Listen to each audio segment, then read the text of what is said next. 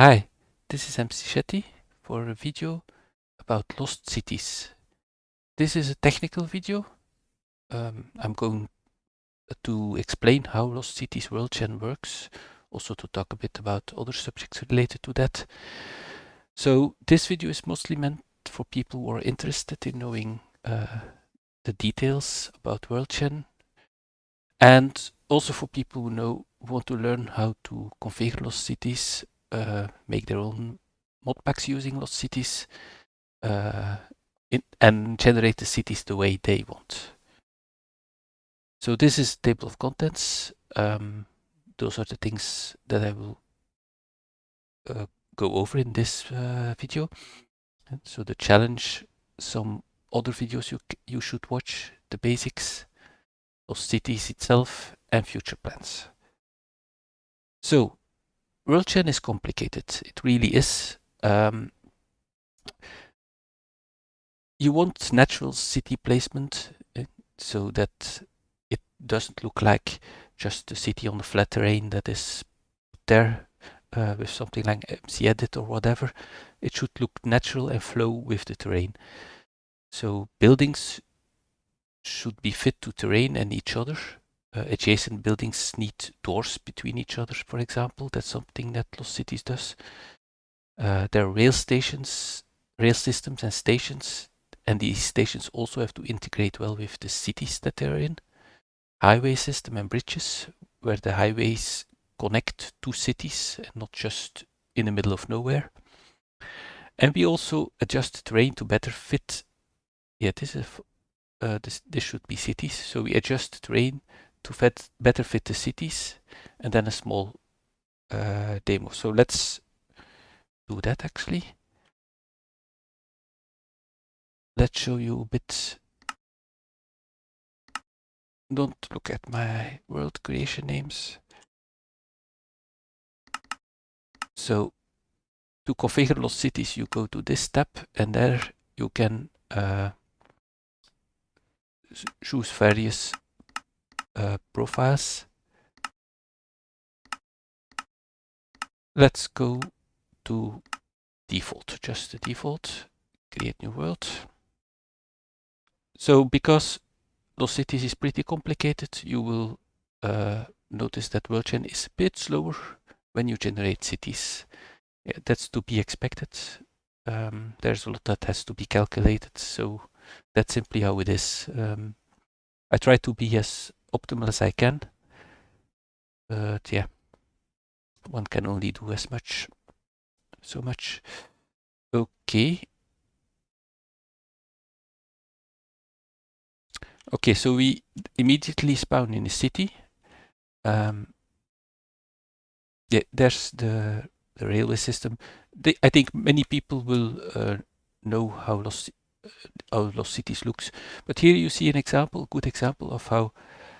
So the city baseline is at a certain height, and the terrain chunks nearby, which aren't city chunks, are smoothly interpolated to that height, so that it's not just a steep cliff, but it goes more natural. So yeah, these are all cities generated in oceans. Here you see an example of a bridge connecting two different city sections. Also, when you look at buildings, for example, here you see this is a building generated next to another building, which are in this case happen to be the same type, and there's a doorway carved between them. Let's look, for example, here are the two different types of buildings. And yeah, here you see also that doorway.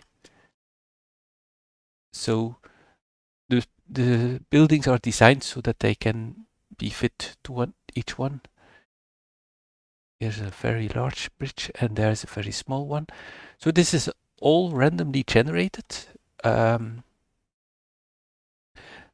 in a way that looks natural, and that's the complicated thing to do.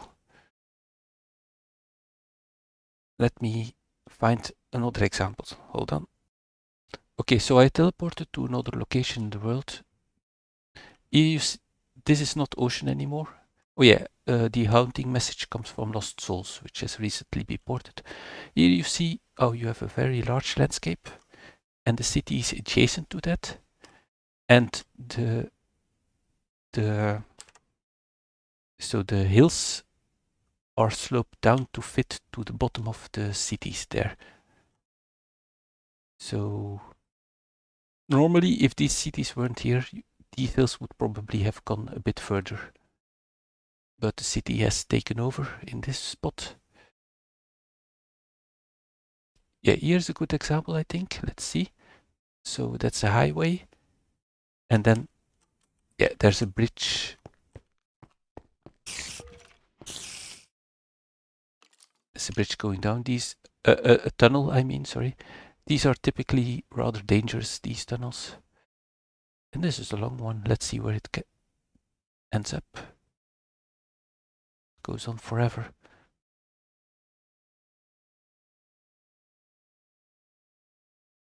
Let's go to spectator.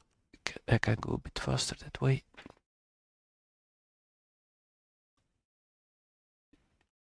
Yeah, this is a really long.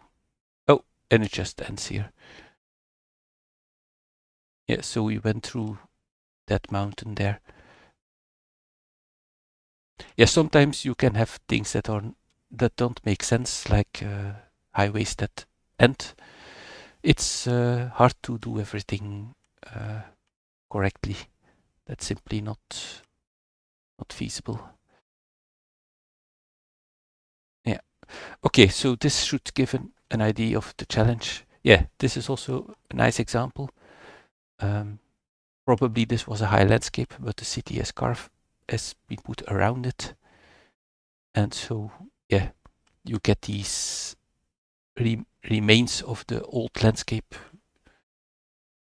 which are cut out like that. Okay. Yeah, some other thing I wanted to show you.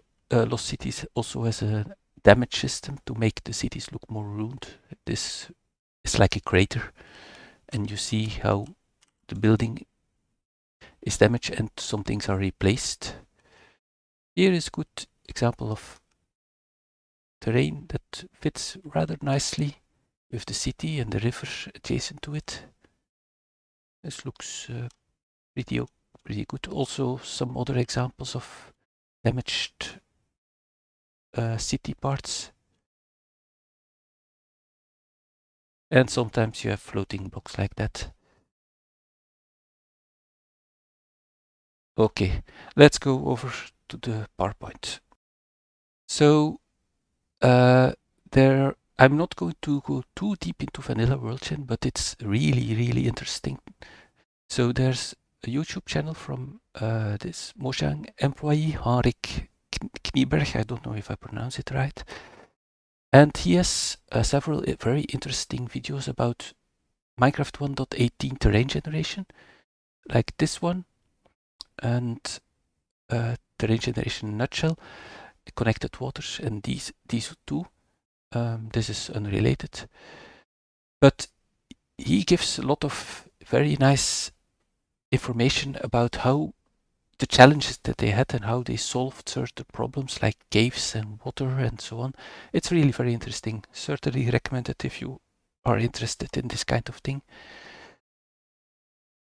So, what makes Worldchain complicated? One of the basic things that you have to keep in mind when doing Worldchain is that Worldchain is one chunk at a time. So basically, chunks can be generated in any order. Yeah, in case you don't know, a chunk is the world is divided into chunks, and each chunk is 16 by 16 on the horizontal plane and unlimited in height. Well, not really unlimited, but in the 1.18 you can go pretty high. But chunks can be generated in any order. So you can't, when you are busy generating one chunk, you can't depend on any chunk to be generated. There's an exception when generating a feature. For example, ore generation is a feature, Lost Cities is a feature, structures like, for example, jungle temple or even a village. Those are when these generate in a specific chunk, you know that the base world gen for adjacent chunks will be ready. So that means that a small feature like a tree can safely generate in adjacent chunks. Let me see if I can actually find an example of that. Actually, right here. So this tree generated in this chunk, but at the moment the world generated, the base terrain would be ready. Also, Lost Cities is a feature, but it generates before the other features. So that's why this tree could safely generate some blocks in the adjacent chunks, but it would crash if it would try to generate something here. That's not allowed. Just a 3x3 around the chunk that's being generated for a specific feature.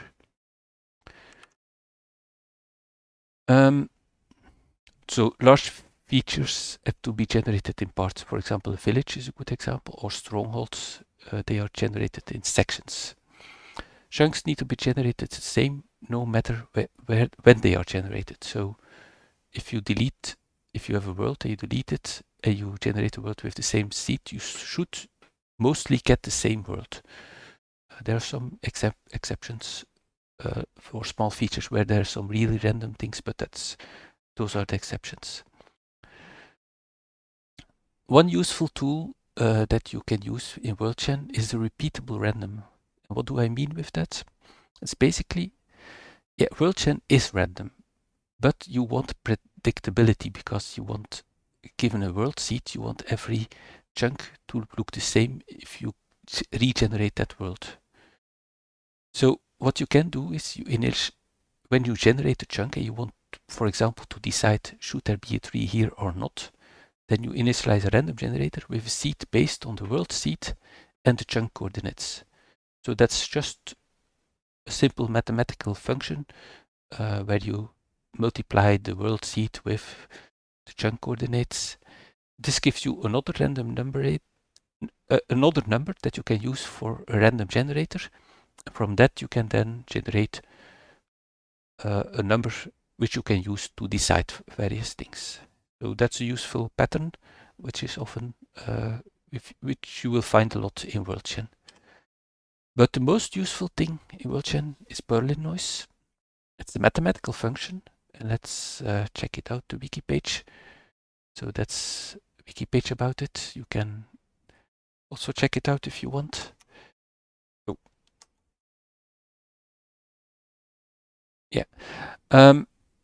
So Berlin noise can be used to generate random but predictable numbers, and with a nice connected cloud-like pattern. I will show you some examples in a moment.